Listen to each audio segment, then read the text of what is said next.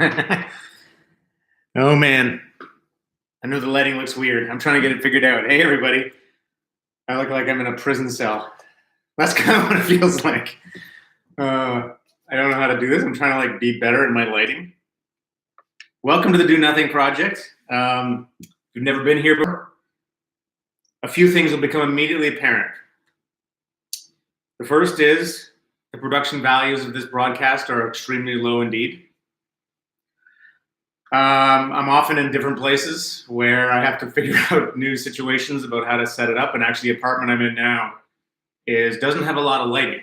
My good friend Oliver, who's downstairs and might actually be watching with us, gave me this apartment while I'm still basically doing my 14-day travel quarantine here in Canada. So I'm separated from Sarah and Eden. Anyway, good to see everybody coming in. I love watching the names. I kind of sit here for a minute or two before it starts, and I just see everybody coming in and recognize all the names. I'm like, yeah, sweet. Yeah, we made it another week. Let me see. What was I going to say? Oh, yeah. If you've never been to the Do Nothing Project, and this is you're here for the first time, basically we meditate together. Most of this broadcast will be spent with my eyes closed anyway, so there won't be much happening. I'll be guiding a simple practice. You can ask a question in the side here, and afterwards I try to answer a question or two. Usually off the top I say a little bit, but really nothing much of anything happens. Mostly it's just an opportunity to hang out. And sort of the silver lining, I feel like, of what we're going through right now is there's all of a sudden all of these opportunities to hang out online, which is amazing. I just did a Zoom dance party this afternoon, and I did a Zoom high intensity interval training with my buddy Scott. And I feel like as things settle in the months to come, I mean, not sure how everything's going to roll out, but the fact that all of these sort of kinds of initiatives got started online, to me, it's like created new access and reduced barriers to entry to a lot of interesting things for people. And that's just an interesting thought.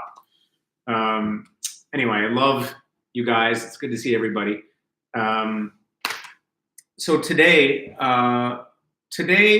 I wanted to talk about the basic sanity of this practice that we do here. And I thought I'd start with actually a personal story of what happened to me yesterday. Like I said, I got back from Costa Rica later than Sarah and Eden, so we went through the airport separately. So I haven't been able to see those guys. In fact, I haven't. By the time I see them in 1 week, it'll be almost a month since I've seen them, which is super brutal for me because he's just going through all these changes. He's at the 6-month mark. My son got 2 new teeth come in. He started to eat solid foods. He's sitting up. He's doing all this stuff. And I'm like, hey, I try to talk to him over Skype, and he's like, blah, blah. He knows my voice, I guess, in some way, but not really. So, of course, in my head, I'm like, my son's already forgotten me. He prefers my mom and my dad. Sarah's with my mom and dad. So I'm kind of been bummed out about it. And in a low level, just being worried about my parents and people I know who are older and are more vulnerable, and my friends who are working in healthcare, and just the state of the world. And we all have different ways in which we deal with our discomfort or anxiety about things. For me, I get busy. That becomes my compensation. We all have our compensation tools. It's like I just go, go, go, go, go. And so that means I do a lot of work often. I just need to keep myself kind of neurotically busy. So yesterday, I was just popping from thing to thing. I was doing my workout routines. I was going to my Zoom dance parties. I was talking to this person. Then I was going to go do some furious reading over here, and then doing some furious working here. And at a certain point, I realized, and I had enough awareness from meditating to know that something's going on. But I kind of just think, oh yeah, I know something's going on. I'm just being really busy to keep myself occupied. And I kind of think that knowing that is enough, but it's not. I finally realized, oh, I'm just I'm jumping from thing to thing because I just don't want to actually face my own pain, my own anxiousness, my own discomfort. Um, so I sat down and meditate, and I just remembered this profound truth of meditation, which is just this basic acknowledgement of your situation, of where you're in pain or where you're not feeling or something's out of whack. Just that basic acknowledgement can shift it so profoundly. Um, and I think because I'm a teacher of meditation, I've talked before about the different time scales of meditation. Like meditation works in the moment to shift state. It works over the course of kind of weeks and months and years to shift traits, to shift your baseline level of groundedness and availability. And then it shifts. It operates on the scale of your entire life to bring you into relationship with the whole of your life, you could say. So all those scales are true. Um, but I think as a teacher, I focus a lot on the scale of months and years. I talk a lot about the need to sit, and whether it's easy, whether it's hard, you just sit. And it rains, you sit. It snows, you sit. We're learning to be okay with whatever discomfort we're in, and that's sort of the training. But I forget sometimes that just that sitting and acknowledging can sometimes almost immediately produce a shift in state. And for me, that's what happened. I sat down. It was like, okay, I'm just gonna, and it wasn't like I had to do some big investigation of it. I just had to acknowledge, wow, you've been really kind of manicky jumping around. What's going on in there? And just the act of closing my eyes and just feeling that painful part of me that I didn't want to feel in my heart, the missing of Eden and Sarah, my worry about the world, just letting myself feel that instead of just overriding it with more busyness. That was all that it took. And within 2 or 3 minutes, not even, like in no time, that whole quality dissipated. And what was revealed is that there's a way to sit in this moment, despite all the serious things that are going on. There's a way to sit at this moment and actually find peace, find a kind of baseline goodness. And that's what happened. It was just this reminder for me that baseline is available all the time. Um, so I thought I'd lead a bit of a practice around that. You guys can answer questions or ask some questions if you want here. Or the other thing with this thing is we're not so much in the top-down teacher mode here. If you've never been here before, I like the idea that people share reports and insights over on the column on the side, and you can kind of see this really good stuff that comes through there. People sometimes post links and things. So afterwards, you're welcome to share a little report about the experience of the meditation or answer a question. Yeah, let's do a meditation. So we'll do 25 minutes. So 8:09 right now, which means we'll go to 8:34.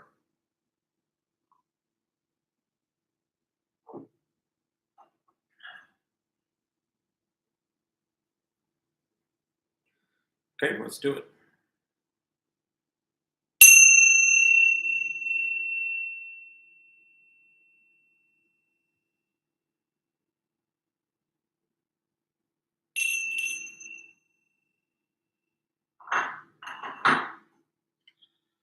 Okay, so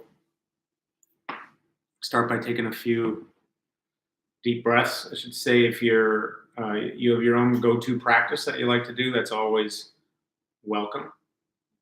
A lot of this is just about sitting in community. It doesn't really matter what practice you do. There's a kind of palpable feeling of being connected to other people who are taking a moment to feel their life, to be in their life. But if you want to follow my prompts,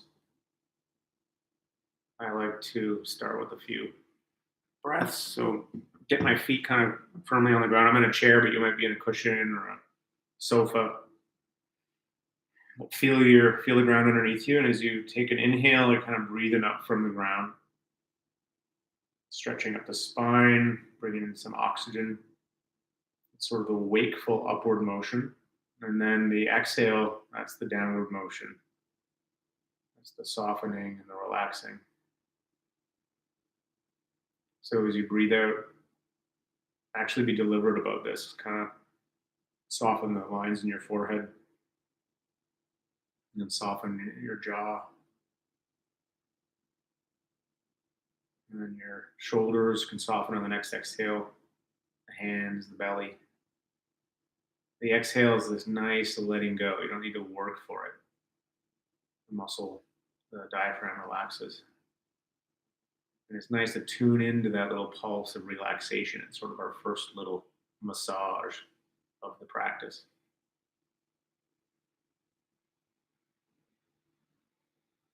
And then there's this equanimity piece right off the top,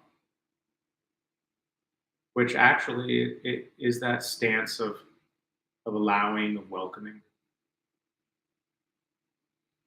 So, in the context of what I spoke about earlier, it's just saying not only are all the surrounding sounds welcome to be here, the neighbors next door or the sounds from outside or whatever might be there, but all the things you brought with you tonight are allowed to be there. That could be aches and pains, it could be feelings, worries, thoughts. We're not trying to get rid of any of that. We start by welcoming everything as this sort of act of sanity and generosity. And then we are faced with our choice. Meditation's about exercising your freedom. And the choice is, how do you want to pay attention? What do you want to pay attention to? Do you want to just sit in this feeling of being, enjoying your own company, and just let it be that simple because it's allowed to be that simple? Or do you want to maybe lightly pay attention to some home base that you like to work with, like the feeling of the breath, or maybe some sound in the room with you, like the sound of a fan or a vent, or maybe paying attention to the feeling of the hands, the air on your skin. Really, anything can be a home base. The idea is just something that feels comfortable and easy for you. Try this for a little bit.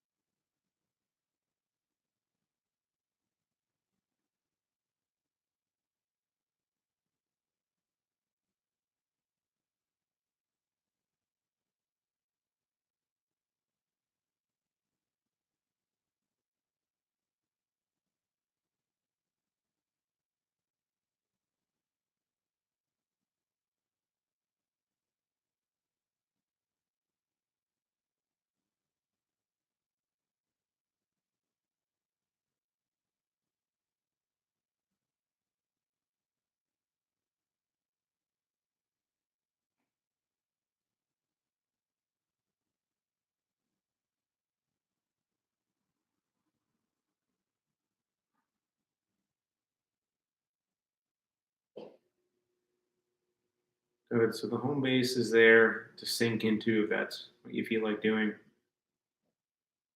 But there's also an acknowledgement here. There's an acknowledgement of what's here with you. What did you bring in? What's around? What's here?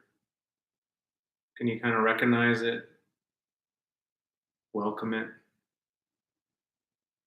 and then you make your choice? Either focus on a home base, just to be, or you can also choose to do a little exploration or investigation of what you've acknowledged, what you've welcomed, meaning body sensations and emotions, things that might be there.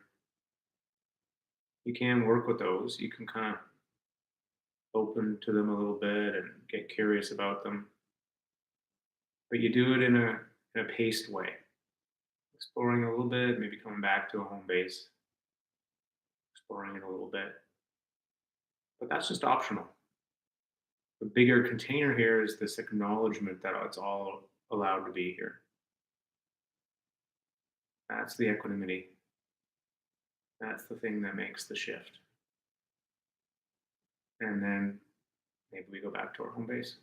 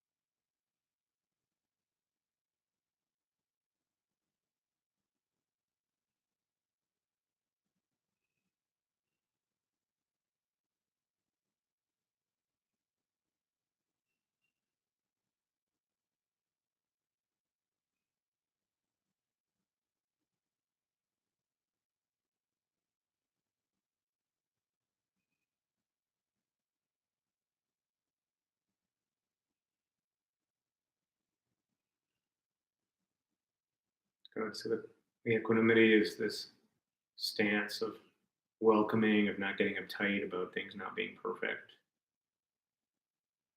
That's kind of existential easygoingness.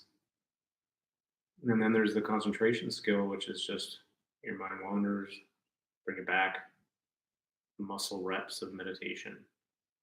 Concentration is also about kind of sinking in, the absorption. So if you can explore this idea of kind of getting into whatever you're paying attention to, getting into the feeling of the breath, getting into the sounds, kind of deciding you want to kind of enjoy it, particularly the softer, subtler parts of it. So this opportunity to do something super simple, and I appreciate that. And if you're just sitting in this kind of open, non-prescriptive way, there's still concentration there too, as you're choosing to not feed the thinking and just be instead, practicing being. So sink in a little bit.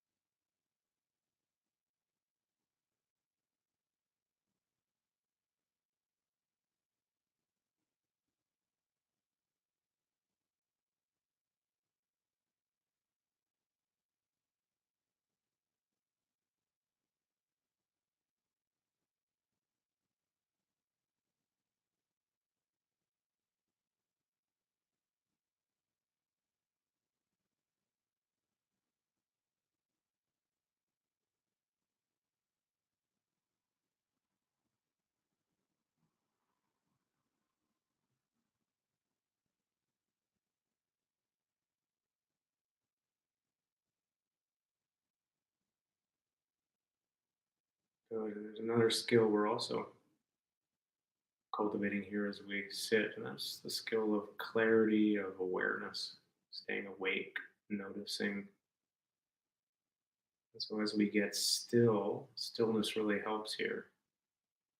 In that stillness, the signal gets clear. We can start to notice subtler parts of the thing we're paying attention to. We start to notice stillness itself, silence, and maybe we notice what else is here, other feelings that we may be carrying in our body. So, and it's like this clarity, this awareness trickles down, sort of starts to expand the aperture of what we know is here. We stay awake to that with equanimity, with friendliness.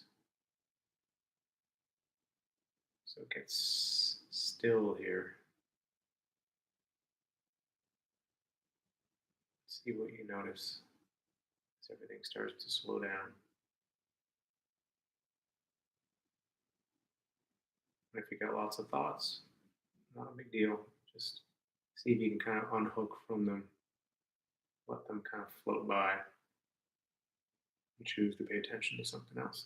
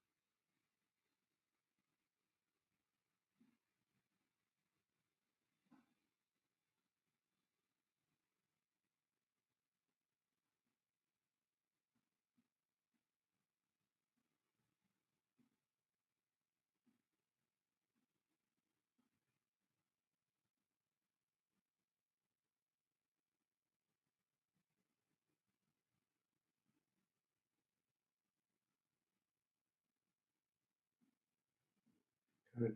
And every time we exhale, just breathing in a little more tension, softening the shoulders,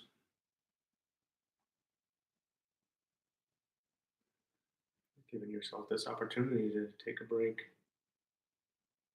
just to be with yourself, be with all these people, be with your breath.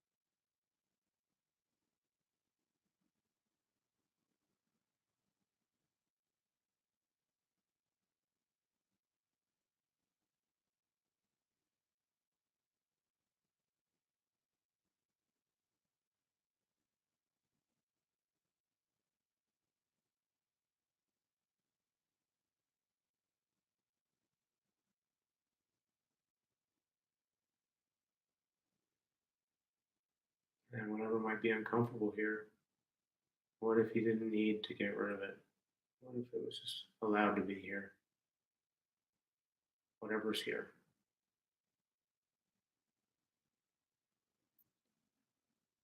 And you love the unlovable, even that part, that thing, that feeling.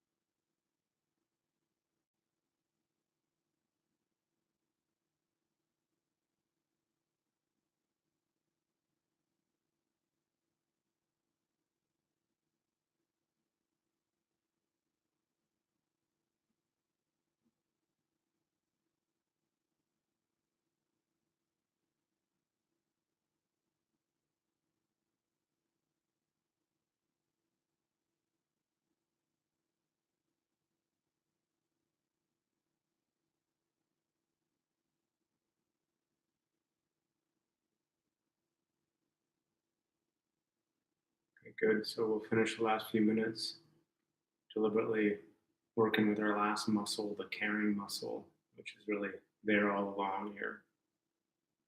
Doing an explicit little short loving kindness practice. So there are lots of ways to do this, but I thought tonight maybe just sending out a wave of compassion for everyone out there who's anxious and worried, who's worried about stuff, who's hurting and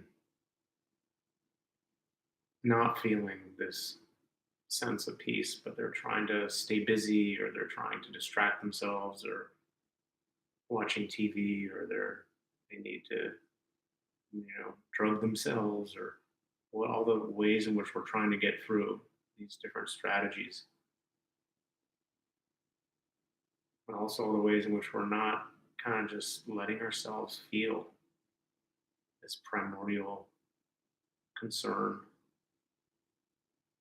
And it's sort of heartbreaking, just finding some compassion for everyone. May you, not only may you be well, but may you know peace. May there be a moment in your day where you can sit and breathe out and feel like you're okay, trusting in that, even for just like a minute, 2 minutes. So sending it out to friends, colleagues, healthcare workers, everyone. May you be well. May you find your center amidst all this.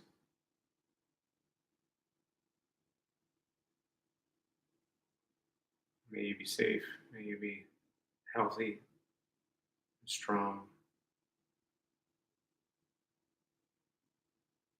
and centered.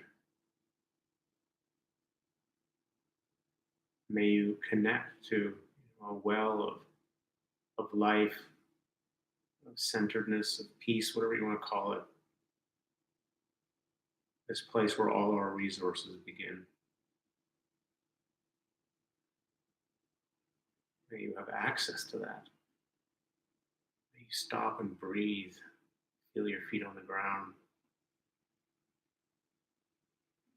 feel the gift of your body, this life.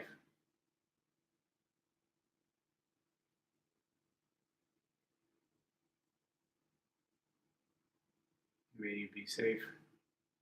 May you be healthy. May you be strong. Sending it out to whoever you want to send it out to. And of course, include ourselves in this. May I be safe and healthy and strong and centered.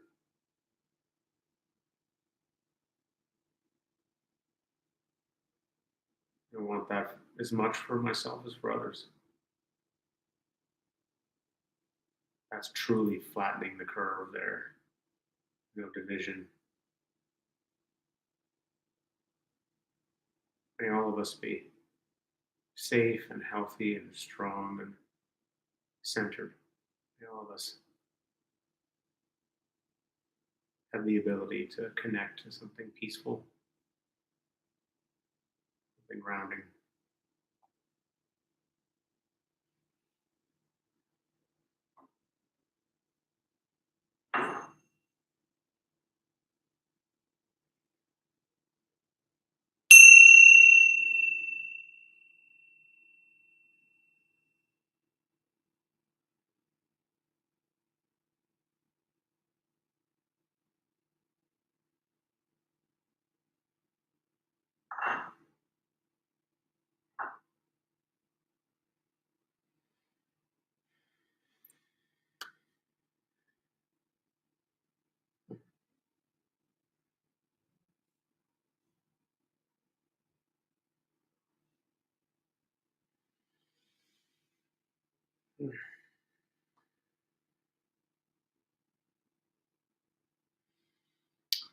Awesome meditation, guys. Thank you.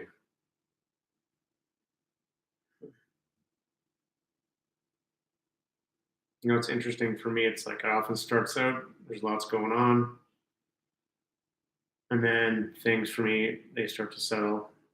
And then I can start to notice even inside. I mean, I noticed it before, but you really, even inside sensations, there's this kind of quiet.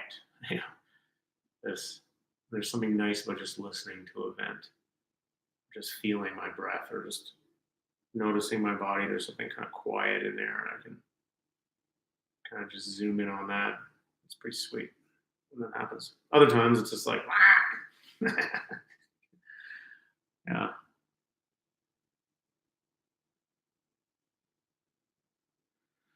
Julie's got a question. Jeff, I forgot I had choice. You gave me my power back. How is it so hard to not get lost and get hooked into what's going on? Why is it so hard? Uh, yeah, because that's the way the mind is built. You know, it's built to be responsive to what's happening. It's built to be, kind of get us to safety, take care of our needs. So, um, it's just trying to do the best it can by anticipating the future and constantly kind of figuring out the best way to take care of me. Um, but that creates a lot of dis-ease by necessity. And this is kind of, there's lots written about this, but I kind of think of it a lot from a biological point of view. We don't, as humans, because we're so good at anticipating the future, it's like we don't turn off. Whereas an animal that gets alarmed or freaked out, then resets to a baseline. For us, there's no reset, because the mind just creates realities, even if there's no reality right in front of you. So there's this continual uh, just anxiety and fear that never lets up, or whatever your thing.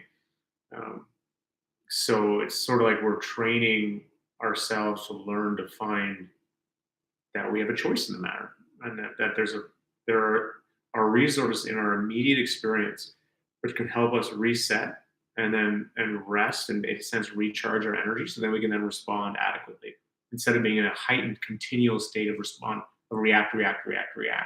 That drains off the resources. So we need these reset opportunities, and we have sleep, of course, at night. But I wrote a book on sleep, and it's um, REM sleep is not restorative. I mean, it's good for memory consolidation and whatever else, but there's a lot of activation in your body during REM. The deep restorative stuff happens in slow wave sleep, and you only get like an hour and a half of that. A lot of people don't get very much of it because, of course, as you get more and more anxious and worried about stuff during the day and more keyed up, the sleep suffers. So we really need these opportunities for sort of deep reset so that we can best, meet the challenges out there. So thanks for the question, Julie. Nice to see you too. Um,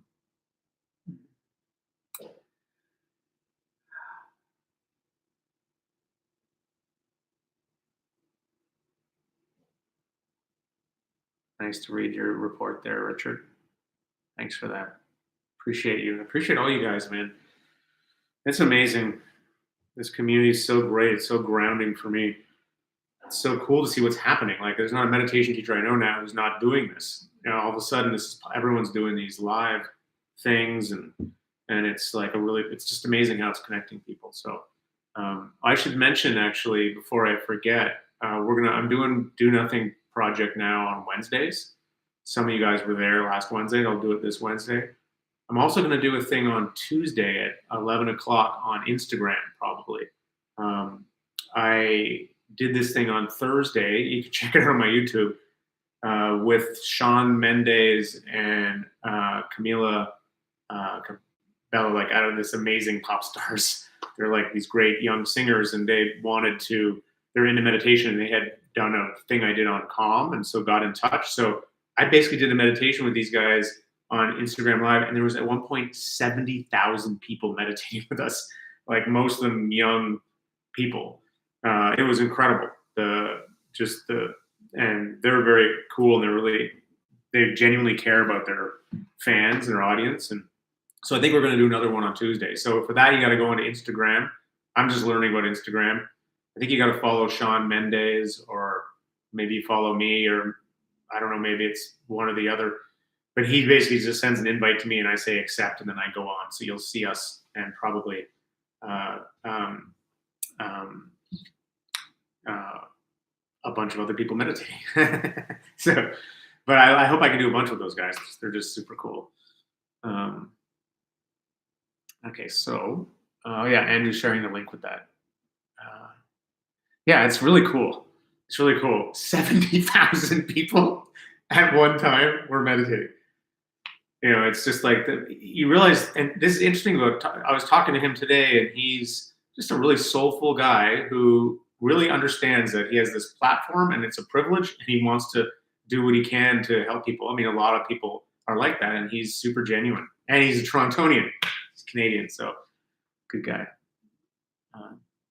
Yeah, so a few people here were on that and found it. Yeah, so it'll be Tuesday at 11 a.m. Eastern Standard Time. Yeah. Uh, yeah. Okay, question.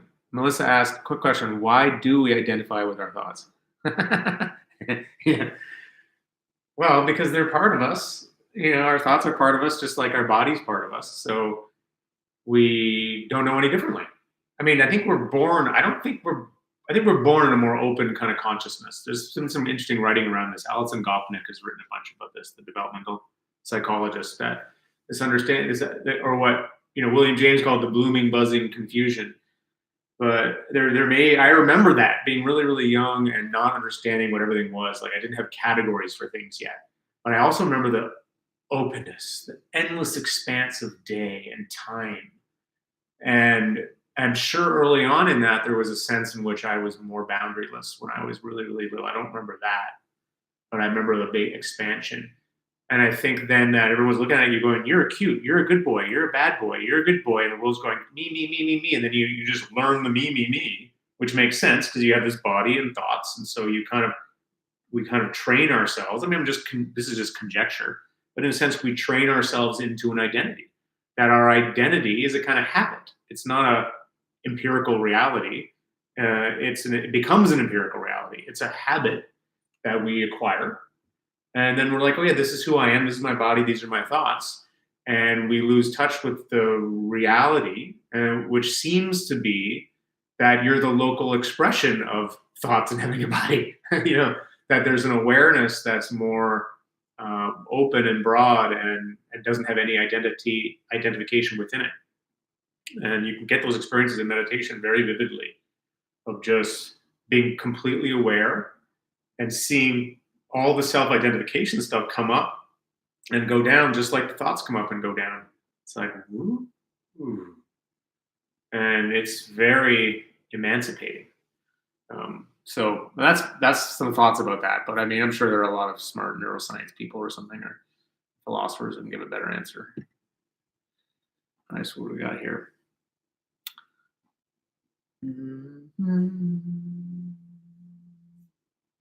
Okay, so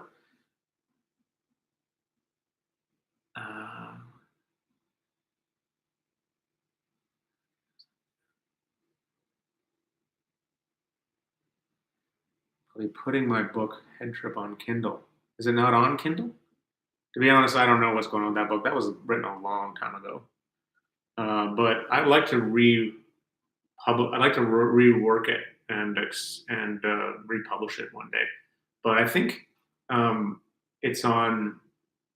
Well, anyway, if you want, you can just email me. I have a PDF. You can put it on Kindle that way.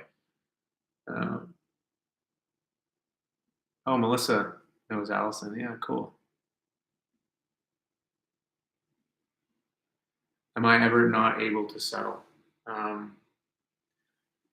Yeah, I mean, I might sit and I have an unsettledness through the whole time I'm sitting. There's just a feeling of agitation, but it's more like I shift away from it being a problem. So it's still there, and so I don't feel as settled as I could be often, but it's not so much of a problem. Like you try to reconfigure the lack of settledness, the agitation, as a kind of massage or something.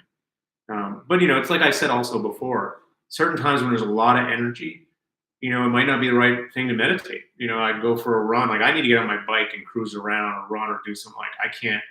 And so there's a certain unsettledness that it may not be that productive to sit with. Because what happens is it's very hard to be 100% equanimous with that. You end up having a little bit of gripping and fighting with it, and it kind of keeps it alive. So just I think it's more like thinking that the sitting meditation is one tool in your tool belt, but there are other tools. Like, what are your other medicines? So I'll answer one or two more. When am I going to be on 10% happier live meditation? I think the next week or something. I'm not sure. Find out. Brooke, I'm leading a meditation on Tuesday with my fellow teachers. Any recommendations on theme? Well, you can do any of the themes we do here. Fellow teachers. I would do self-compassion. That's what so many people need right now. I mean, before insight, before concentration, before all that, I would do self-compassion. you know, that's what I would recommend.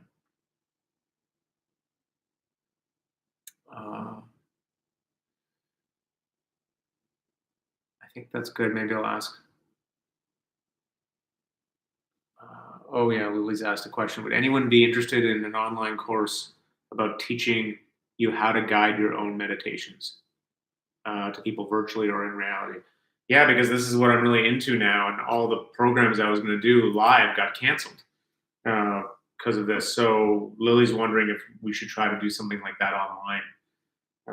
So just to say something about that quickly, I'm interested in this middle ground between the meditator and who just someone the practitioner who likes to meditate, and then the professional meditation teacher. I think there's not just those two categories. I think there's a big middle ground for people who are interested in being able to guide a small practice with friends, and do it intelligently, and that is a deeply empowering thing to do that actually amplifies your practice, and you don't need to be a professional to do that. So I'm kind of that's sort of the space that I'm sort of interested in. And so that's why I've been writing a lot. I have a piece on my website called Release the Amateurs. And there's the CEC activation guide, which is a free resource for people to start their own community groups. And so I'm really interested in trying to help come up with a kind of program around that can be helpful for folks. So if you guys are into it, you could send, well, I don't know what, I guess you're saying you're into it here, but maybe just send an email to my main contact page, and then we'll start a list going, and then I'll offer some kind of online thing. Yeah, Amy is suggesting for Brooke Tara Brock's RAIN method of self compassion. That's a great. I have a couple RAIN meditations on my website, and so the RAIN, it's recognize, accept, identify, and then the N can be non-identify. But the end can also be nurtured, so it can be done in a very compassionate way. So she's a good resource for that. Yeah. Okay. Yeah. So Andrew's putting up the activation kit. Oh my God, Sharon Salzberg is an amazing resource for self-compassion. She's on 10% Happier app, and she has her own stuff out there for free. I mean, she's one of those people, who just been doing it for so long and just understands the territory so deeply. So when you're following her meditations or when you're hanging out with her, it's just seeing how somebody lives it is a whole other level.